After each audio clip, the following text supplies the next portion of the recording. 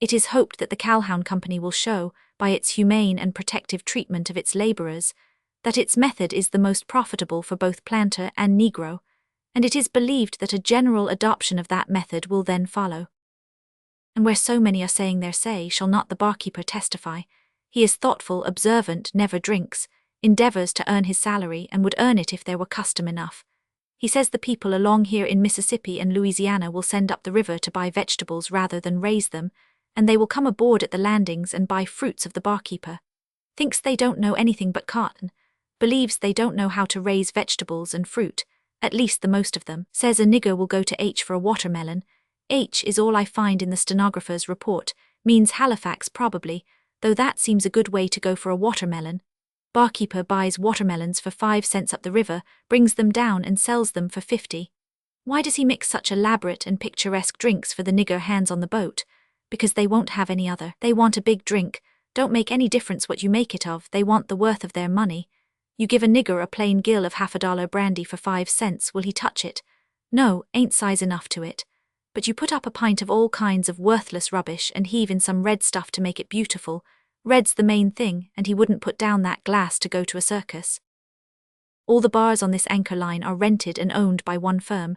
They furnish the liquors from their own establishment and hire the barkeepers on salary. Good liquors? Yes, on some of the boats where there are the kind of passengers that want it and can pay for it. On the other boats? No, nobody but the deck hands and firemen to drink it. Brandy? Yes, I've got brandy, plenty of it, but you don't want any of it unless you've made your will. It isn't as it used to be in the old times. Then everybody travelled by steamboat, everybody drank, and everybody treated everybody else. Now most everybody goes by railroad, and the rest don't drink. In the old times the barkeeper owned the bar himself, and was gay and smarty and talky and all jeweled up, and was the toniest aristocrat on the boat, used to make $2,000 on a trip. A father who left his son a steamboat bar left him a fortune. Now he leaves him board and lodging, yes, and washing if a shirt a trip will do. Yes, indeedy, times are changed. Why, do you know, on the principal line of boats on the upper Mississippi, they don't have any bar at all. Sounds like poetry, but it's the petrified truth. Chapter 34. Tough Yarns. Stack Island. I remembered Stack Island, also Lake Providence, Louisiana, which is the first distinctly southern-looking town you come to downward bound, lies level and low, shade trees hung with venerable grey beards of Spanish moss. Restful, pensive Sunday aspect about the place, comments Uncle Mumford with feeling, also with truth. A Mr. H furnished some minor details of fact concerning this region which I would have hesitated to believe if I had not known him to be a steamboat mate. He was a passenger of ours, a resident of Arkansas City, and bound to Vicksburg to join his boat, a little sunflower packet. He was an austere man, and had the reputation of being singularly unworldly for a river man. Among other things, he said that Arkansas had been injured and kept back by generations of exaggerations concerning the mosquitoes here. One may smile, said he, and turn the matter off as being a small thing, but when you come to look at the effects produced, in the way of discouragement of immigration and diminished values of property, it was quite the opposite of a small thing, or thing in any wise to be coughed down or sneered at. These mosquitoes had been persistently represented as being formidable and lawless, whereas the truth is they are feeble, insignificant in size, diffident to a fault, sensitive, and so on and so on. You would have supposed he was talking about his family.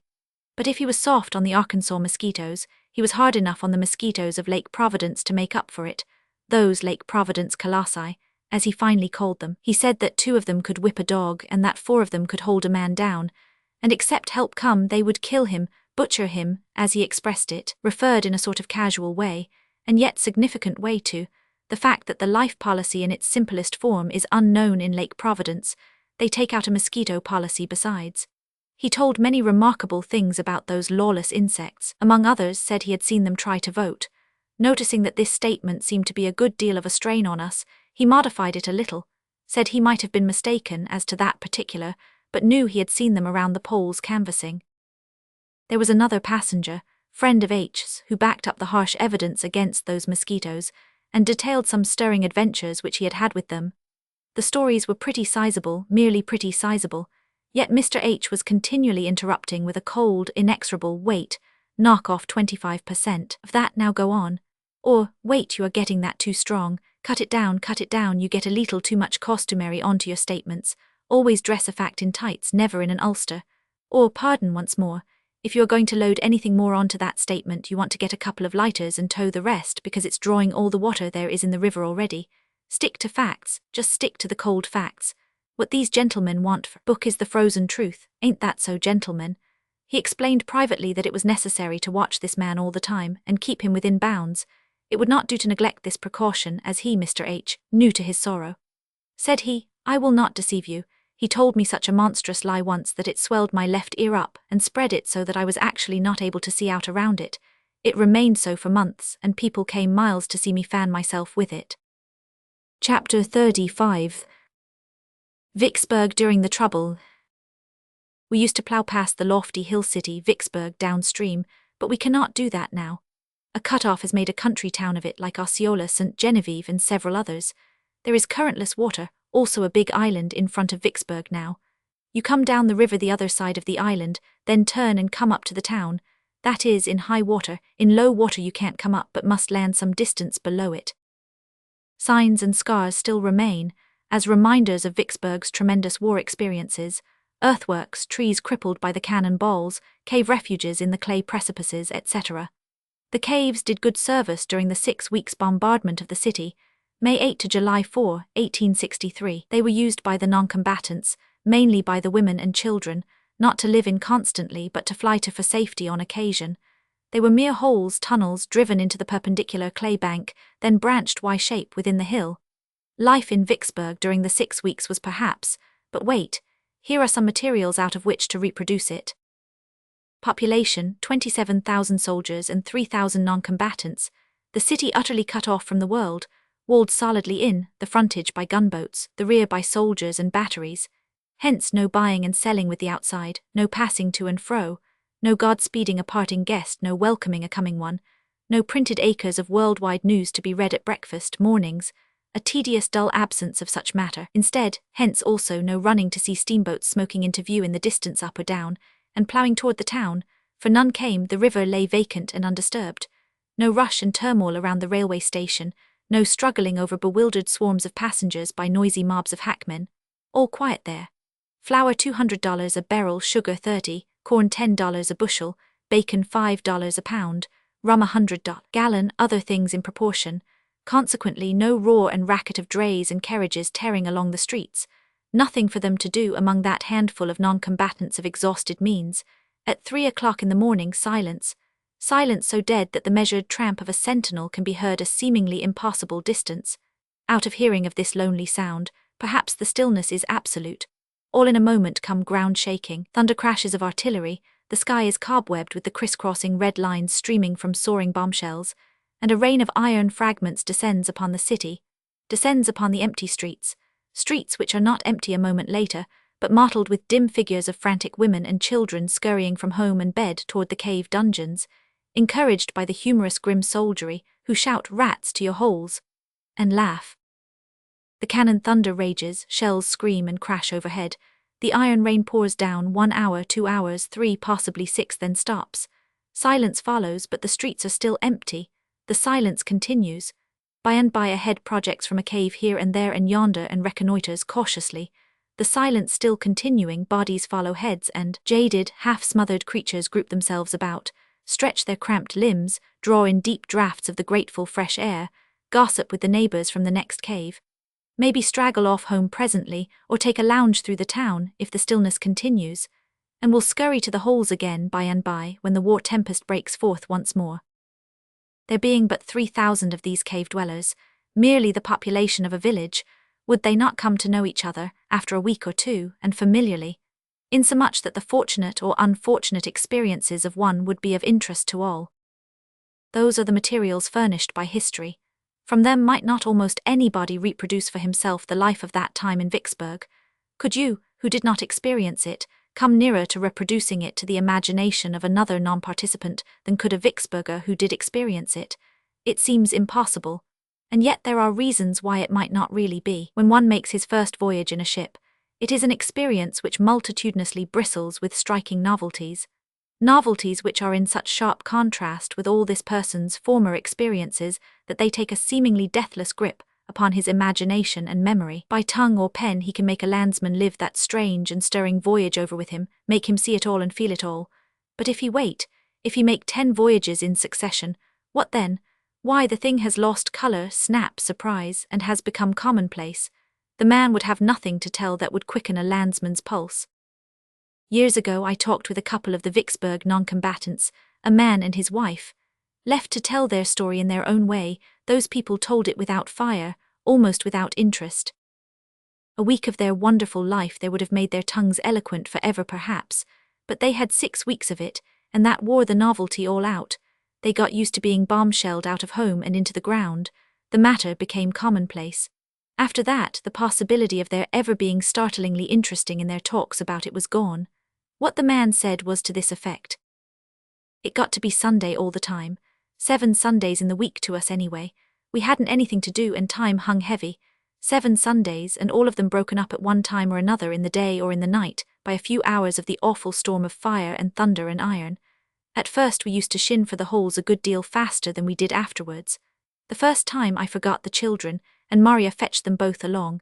When she was all safe in the cave she fainted. 2 or 3 weeks afterwards, when she was running for the holes one morning through a shell shower, a big shell burst near her, and covered her all over with dirt, and a piece of the iron carried away her game bag of false hair from the back of her head. Well, she stopped to get that game bag before she shoved along again. Was getting used to things already, you see. We all got so that we could tell a good deal about shells, and after that we didn't always go under shelter if it was a light shower. Us men would loaf around and talk, and a man would say, "There she goes," and name the kind of shell it was from the sound of it and go on talking if there wasn't any danger from it. If a shell was bursting close over us we stopped talking and stood still. Uncomfortable, yes, but it wasn't safe to move. When it let go we went on talking again if nobody hurt, maybe saying, "That was a ripper," or some such commonplace comment before we resumed, or maybe we would see a shell poising itself away high in the air overhead. In that case every fellow just whipped out a sudden, "See you again, gents," and shoved. Often and often I saw gangs of ladies promenading the streets, looking as cheerful as you please, and keeping an eye canted up watching the shells. And I've seen them stop still when they were uncertain about what a shell was going to do and wait and make certain, and after that they sauntered along again, or lit out for shelter, according to the verdict. Streets in some towns have a litter of pieces of paper and odds and ends of one sort or another lying around. Ours hadn't, they had iron litter. Sometimes a man would gather up all the iron fragments and unbursted shells in his neighborhood and pile them into a kind of monument in his front yard, a ton of it sometimes. No glass left, glass couldn't stand such a bombardment, it was all shivered out. Windows of the houses vacant looked like eye holes in a skull. Whole panes were as scarce as news. We had church Sundays, not many there along at first, but by and by pretty good turnouts. I've seen service stop a minute and everybody sit quiet, no voice heard, pretty funeral-like then, and all the more so on account of the awful boom and crash going on outside and overhead. And pretty soon when a body could be heard, service would go on again. Organs and church music mixed up with a bombardment is a powerful queer combination, along at first. Coming out of church one morning we had an accident, the only one that happened around me on a Sunday. I was just having a hearty handshake with a friend I hadn't seen for a while, and saying, "Drop into our cave tonight after bombardment.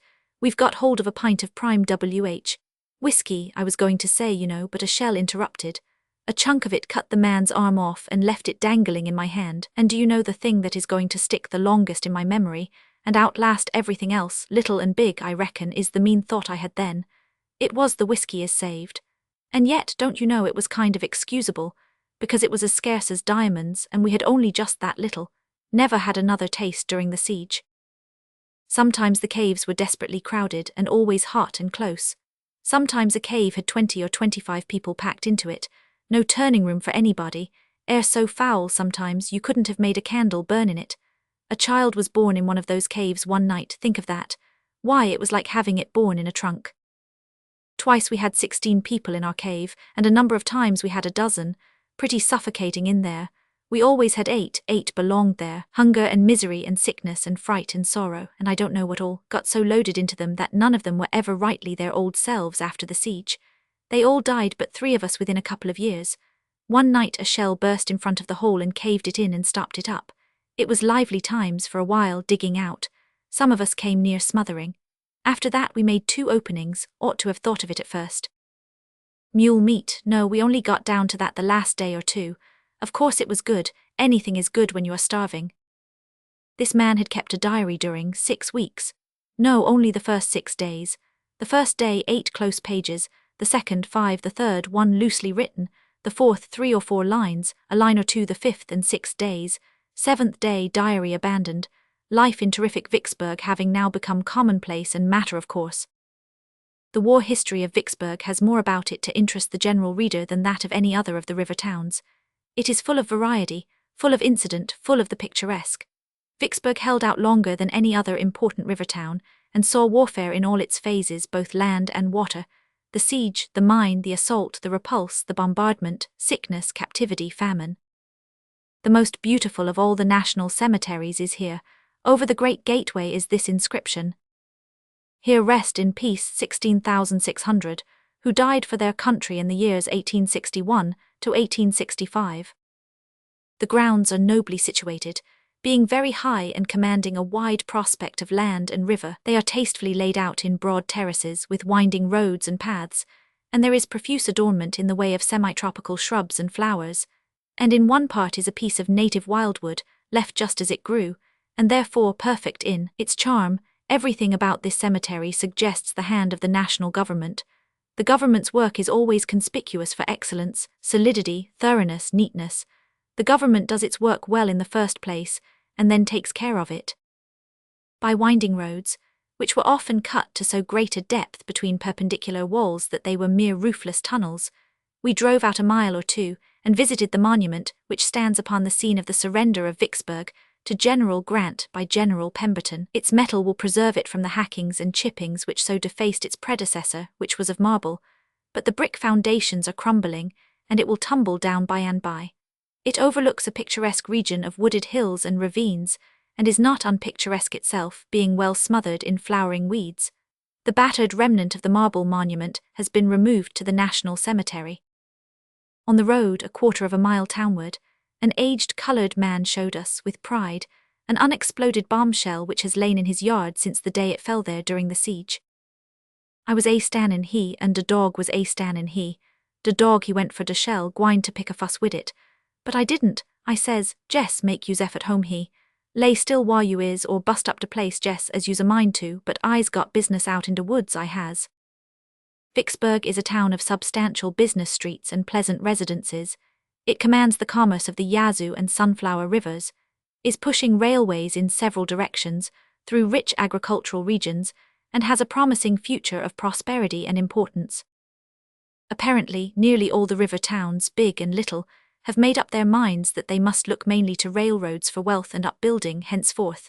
They are acting upon this idea. The signs are that the next 20 years will bring about some noteworthy changes in the valley, in the direction of increased population and wealth, and in the intellectual advancement and the liberalizing of opinion which go naturally with these.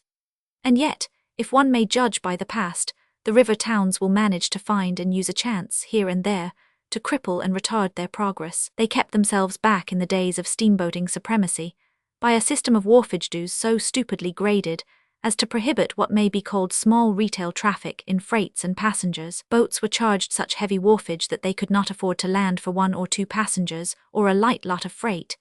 Instead of encouraging the bringing of trade to their doors, the towns diligently and effectively discouraged it.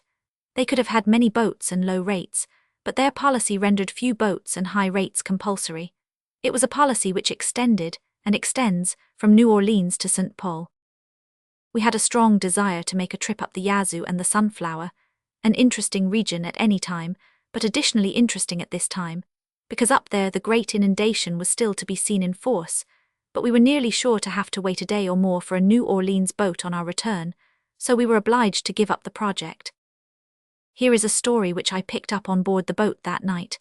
I insert it in this place merely because it is a good story, not because it belongs here, for it doesn't. It was told by a passenger, a college professor, and was called to the surface in the course of a general conversation which began with talk about horses, drifted into talk about astronomy, then into talk about the lynching of the gamblers in Vicksburg half a century ago, then into talk about dreams and superstitions, and ended after midnight in a dispute over free trade and protection.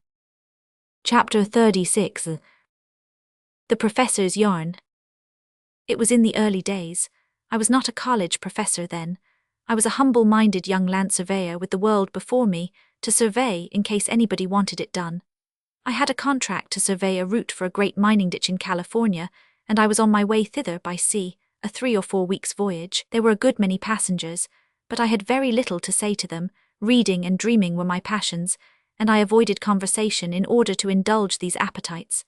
There were 3 professional gamblers on board, rough, repulsive fellows. I never had any talk with them, yet I could not help seeing them with some frequency, for they gambled in an upper-deck stateroom every day and night, and in my promenades I often had glimpses of them through their door, which stood a little ajar to let out the surplus tobacco, smoke, and profanity. They were an evil and hateful presence, but I had to put up with it, of course. There was one other passenger who fell under my eye a good deal, for he seemed determined to be friendly with me, and I could not have gotten rid of him without running some chance of hurting his feelings, and I was far from wishing to do that.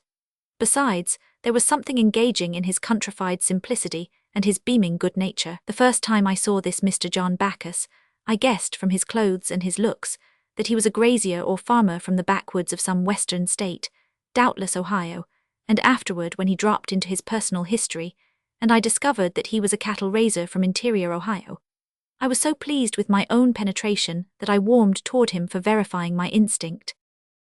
He got to dropping alongside me every day after breakfast to help me make my promenade, and so in the course of time, his easy-working jaw had told me everything about his business, his prospects, his family, his relatives, his politics, in fact everything that concerned a Bacchus, living or dead, and meantime I think he had managed to get out of me everything I knew about my trade, my tribe, my purposes, my prospects, and myself. He was a gentle and persuasive genius, and this thing showed it, for I was not given to talking about my matters. I said something about triangulation once. The stately word pleased his ear. He inquired what it meant. I explained. After that he quietly and inoffensively ignored my name and always called me Triangle. What an enthusiast he was in cattle.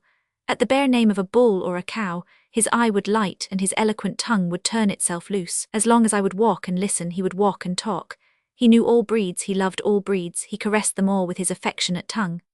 I tramped along in voiceless misery whilst the cattle question was up. When I could endure it no longer, I used to deftly insert a scientific topic into the conversation. Then my eye fired and his faded. My tongue fluttered, his stopped. Life was a joy to me and a sadness to him. One day he said, a little hesitatingly, and with somewhat of diffidence, "Triangle, would you mind coming down to my stateroom a minute, and have a little talk on a certain matter?" I went with him at once. Arrived there, he put his head out, glanced up and down the saloon warily, then closed the door and locked it. He sat down on the sofa and he said, "I'm a-going to make a little proposition to you, and if it strikes you favourable, it'll be a middling good thing for both of us. You ain't going out to Californy for fun, nother am I. It's business, ain't that so? Well, you can do me a good turn, and so can I you if we see fit. I've raked and scraped and saved a considerable many years, and I've got it all here." He unlocked an old hair trunk, tumbled a chaos of shabby clothes aside, and drew a short stout bag into view for a moment, then buried it again and relocked the trunk. Dropping his voice to a cautious low tone, he continued, "She's all there, around $10,000 in yellow boys.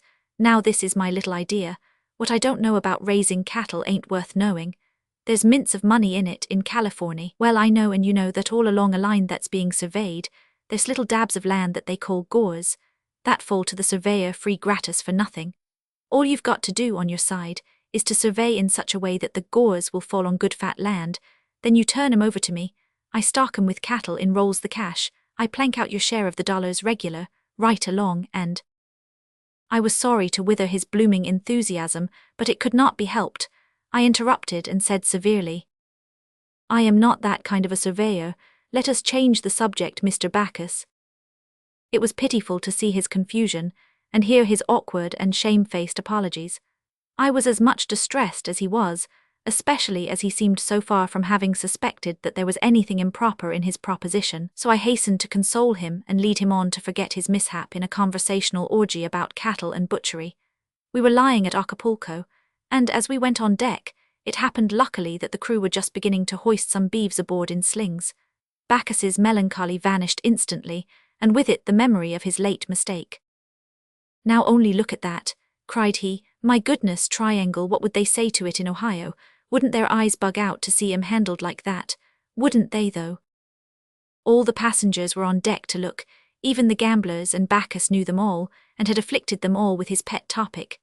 As I moved away, I saw one of the gamblers approach and accost him, then another of them, then the third. I halted, waited, watched. The conversation continued between the four men. It grew earnest. Bacchus drew gradually away, the gamblers followed and kept at his elbow. I was uncomfortable. However, as they passed me presently, I heard Bacchus say with a tone of persecuted annoyance, "But it ain't any use, gentlemen. I tell you again, as I've told you 6 times before, I warn't raised to it, and I ain't a-going to resk it." I felt relieved. His level head will be his sufficient protection, I said to myself.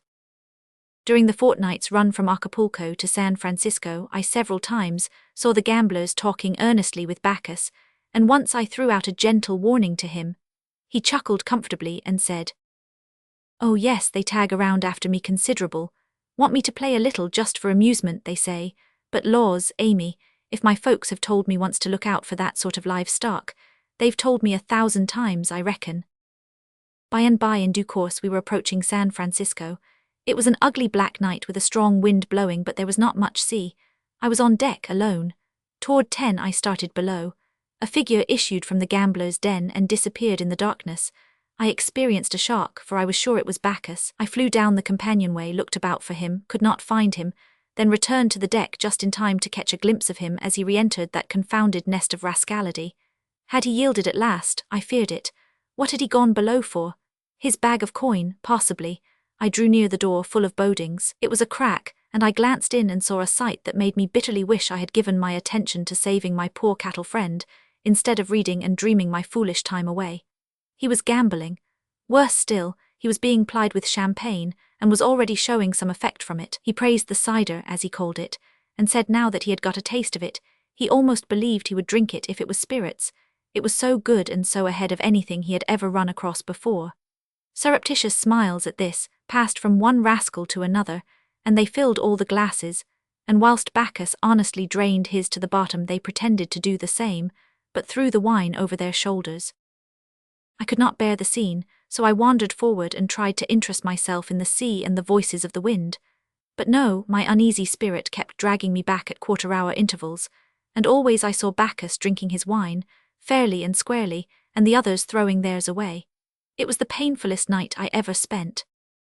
The only hope I had was that we might reach our anchorage with speed. That would break up the game. I helped the ship along all I could with my prayers. At last we went booming through the Golden Gate, and my pulses leaped for joy. I hurried back to that door and glanced in. Alas, there was small room for hope. Bacchus's eyes were heavy and bloodshot, his sweaty face was crimson, his speech maudlin and thick, his body sawed drunkenly about with the weaving motion of the ship. He drained another glass to the dregs, whilst the cards were being dealt. He took his hand, glanced at it, and his dull eyes lit up for a moment. The gamblers observed it and showed their gratification by hardly perceptible signs. "How many cards?" "None," said Bacchus. One villain named Hank Wiley discarded 1 card, the others 3 each. The betting began. Heretofore the bets had been trifling, $1 or 2, but Bacchus started off with an eagle now. Wiley hesitated a moment, then saw it and went $10 better. The other 2 threw up their hands. Bacchus went 20 better. Wiley said, "I see that and go you 100 better," then smiled and reached for the money. "Let it alone," said Bacchus with drunken gravity. "What, you mean to say you're going to cover it?" "Cover it? Well, I reckon I am, and lay another 100 on top of it too."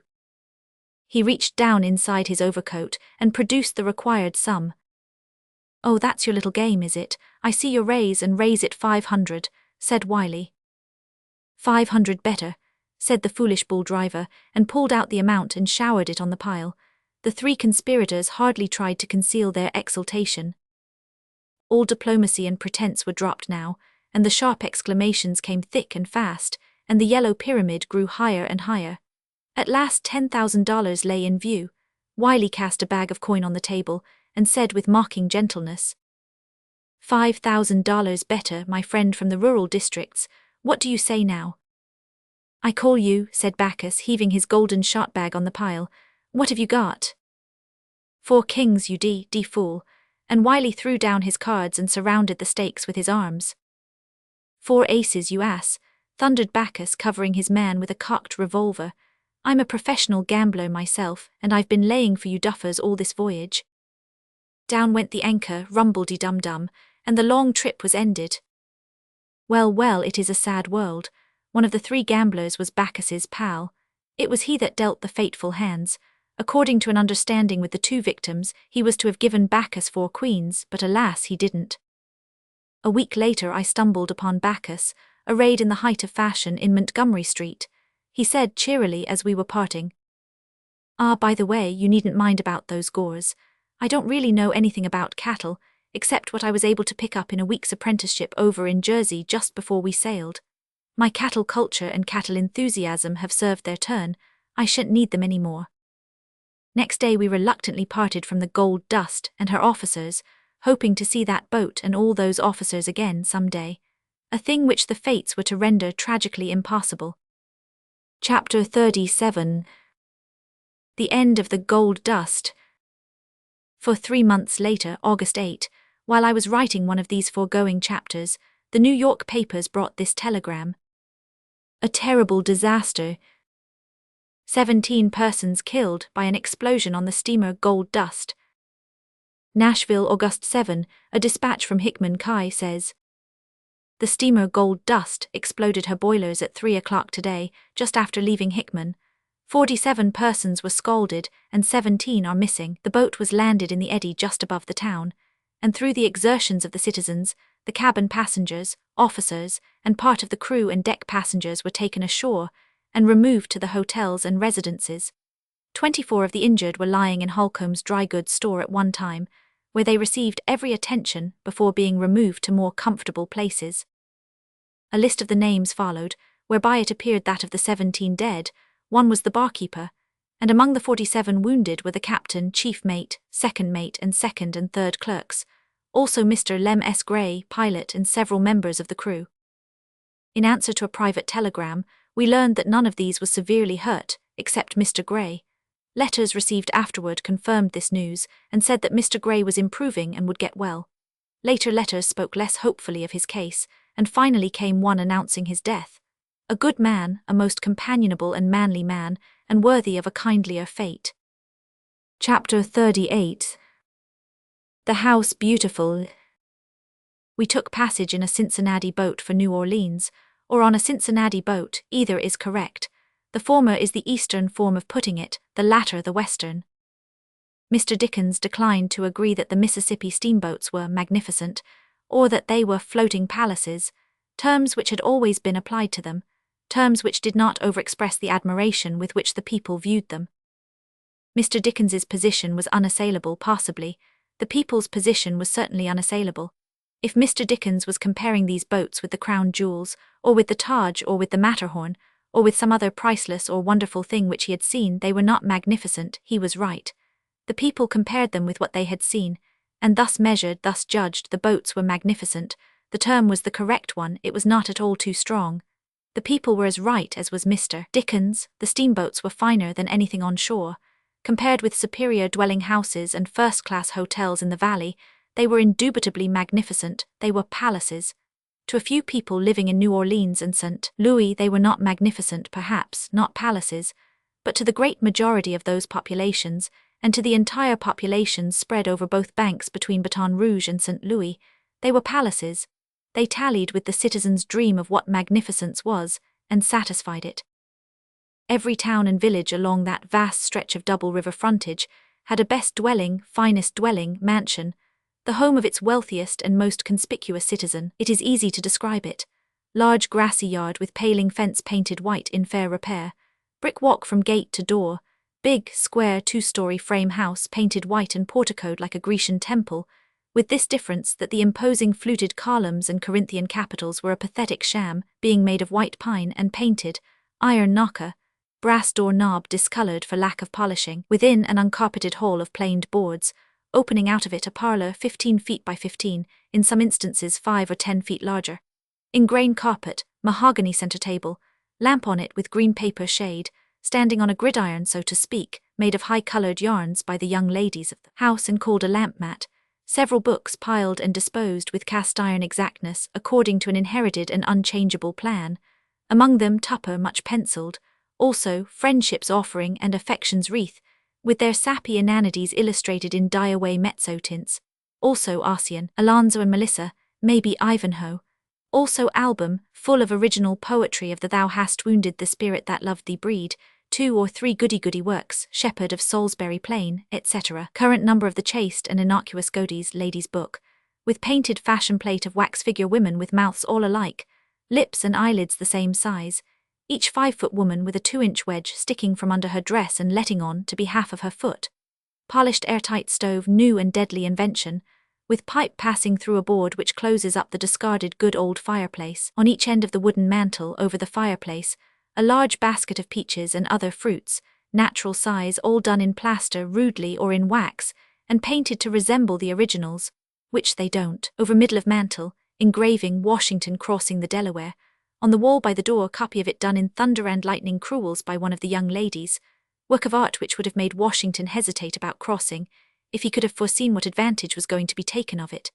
Piano, kettle in disguise, with music, bound and unbound, piled on it and on a stand nearby. Battle of Prague, Bird Waltz, Arkansas Traveller, Rasen the Bow, Marseille Hymn on a lone barren isle. St. Helena, the last link is broken. She wore a wreath of roses the night when last we met. Go, forget me, why should sorrow o'er that brow a shadow fling? Hours there were to memory dearer. Long, long ago, days of absence, a life on the ocean wave, a home on the rolling deep, bird at sea, and spread open on the rack, where the plaintive singer has left it, Rohal on silver muhun, guide the traveller his way, etc. tilted pensively against the piano, a guitar capable of playing the Spanish fandango by itself, if you give it a start. Frantic work of art on the wall, pious motto, done on the premises, sometimes in coloured yarns, sometimes in faded grasses, progenitor of the God bless our home of modern commerce. Framed in black mouldings on the wall, other works of arts, conceived and committed on the premises by the young ladies, being grim black and white crayons, landscapes mostly, lake, solitary sailboat, petrified clouds, pre-geological trees on shore, anthracite precipice, name of criminal conspicuous in the corner. Lithograph, Napoleon crossing the Alps. Lithograph, the grave at St. Helena, steel plates, Trumbull's Battle of Bunker Hill, and the Sally from Gibraltar, copper plates, Moses smiting the rock and return of the prodigal son. In big gilt frame, slander of the family in oil, Papa holding a book, Constitution of the United States. Guitar leaning against Mama, blue ribbons fluttering from its neck. The young ladies as children in slippers and scalloped pantalettes, one embracing toy horse, the other beguiling kitten with ball of yarn, and both simpering up at Mama who simpers back. These persons all fresh, raw and red, apparently skinned. Opposite in gilt frame, Grandpa and Grandma at 30 and 22, stiff, old-fashioned, high-collared, puff-sleeved, glaring pallidly out from a background of solid Egyptian night. Under a glass French clock dome, large bouquet of stiff flowers done in corpsey white wax, pyramidal what-not in the corner, the shelves occupied chiefly with bric-a-brac of the period, disposed with an eye to best effect. Shell with the Lord's Prayer carved on it, another shell of the long oval sort, narrow straight orifice 3 inches long, running from end to end, portrait of Washington carved on it, not well done. The shell had Washington's mouth originally, artist should have built to that. These two are memorials of the long-ago bridal trip to New Orleans and the French market. Other bric-a-brac, Californian specimens, quartz with gold wart adhering, old guinea gold locket with circlet of ancestral hair in it, Indian arrowheads of flint, pair of bead moccasins from uncle who crossed the plains, 3 alum baskets of various colors, being skeleton frame of wire, clothed on with cubes of crystallized alum in the rock candy style, works of art which were achieved by the young ladies, their doubles and duplicates to be found upon all whatnots in the land, convention of desiccated bugs and butterflies pinned to a card, painted toy dog, seated upon bellows attachment, drops its under jaw and squeaks when pressed upon, sugar candy rabbit, limbs and features merged together not strongly defined, pewter presidential campaign medal, miniature cardboard wood sawyer to be attached to the stovepipe and operated by the heat, small Napoleon done in wax, spread open daguerreotypes of dim children, parents, cousins, aunts and friends in all attitudes but customary ones, no templed portico at back and manufactured landscape stretching away in the distance, that came in later with the photograph.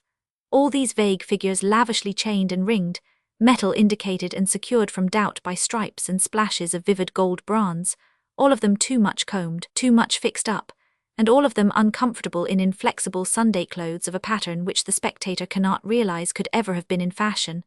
Husband and wife generally grouped together, husband sitting, wife standing with hand on his shoulder, and both preserving all these fading years some traceable effect of the daguerreotypist's brisk, now smile if you please, bracketed over whatnot, place of special sacredness, an outrage in watercolor, done by the young niece that came on a visit long ago and died.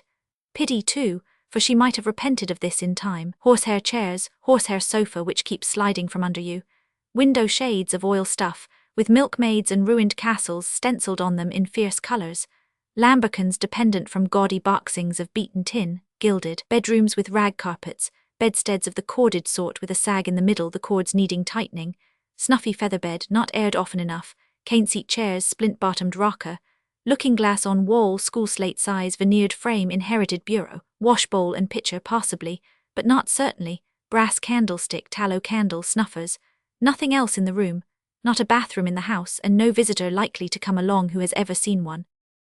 That was the residence of the principal citizen, all the way from the suburbs of New Orleans to the edge of St. Louis. When he stepped aboard a big fine steamboat, he entered a new and marvelous world. Chimney tops cut to counterfeit a spraying crown of plumes, and maybe painted red, pilot house, hurricane deck, boiler deck guards, all garnished with white wooden filigree work of fanciful patterns, gilt acorns topping the derricks, gilt deer horns over the big bell, gaudy symbolical picture on the paddle box possibly, big roomy boiler deck, painted blue and furnished with Windsor armchairs, inside a far-receding snow-white cabin, porcelain knob and all picture on every stateroom door, curving patterns of filigree work touched up with gilding, stretching overhead all down the converging vista, big chandeliers every little way, each an April shower of glittering glass drops, lovely rainbow light falling everywhere from the coloured glazing of the skylights, the long-drawn, resplendent tunnel, a bewildering and soul-satisfying spectacle. In the ladies' cabin a pink and white Wilton carpet, as soft as mush, and glorified with a ravishing pattern of gigantic flowers. Then the bridal chamber, the animal that invented that idea was still alive and unhanged, at that day, bridal chamber whose pretentious flummery was necessarily overawing to the now tottering intellect of that hastening citizen. Every stateroom had its couple of cosy clean bunks, and perhaps a looking-glass and a snug closet, and sometimes there was even a washbowl and pitcher, and part of a towel which could be told from mosquito netting by an expert, though generally these things were absent, and the shirt-sleeved passengers cleansed themselves at a long row of stationary bowls in the barber shop, where were also public towels, public combs, and public soap. Take the steamboat which I have just described, and you have her in her highest and finest and most pleasing and comfortable and satisfactory estate. Now cake her over with a layer of ancient and obdurate dirt, and you have the Cincinnati steamer a while ago referred to. Not all over, only inside, for she was ably officered in all departments except the steward's. But wash that boat and repaint her, and she would be about the counterpart of the most complimented boat of the old flush times, for the steamboat architecture of the West has undergone no change, neither has steamboat furniture and ornamentation undergone any. Chapter 39. Manufactures and Miscreants. Where the river in the Vicksburg region used to be corkscrewed, it is now comparatively straight, made so by cut-off. A former distance of 70 miles is reduced to 35. It is a change which threw Vicksburg's neighbor, Delta, Louisiana, out into the country and ended its career as a river town. Its whole river frontage is now occupied by a vast sandbar, thickly covered with young trees, a growth which will magnify itself into a dense forest by and by, and completely hide the exiled town.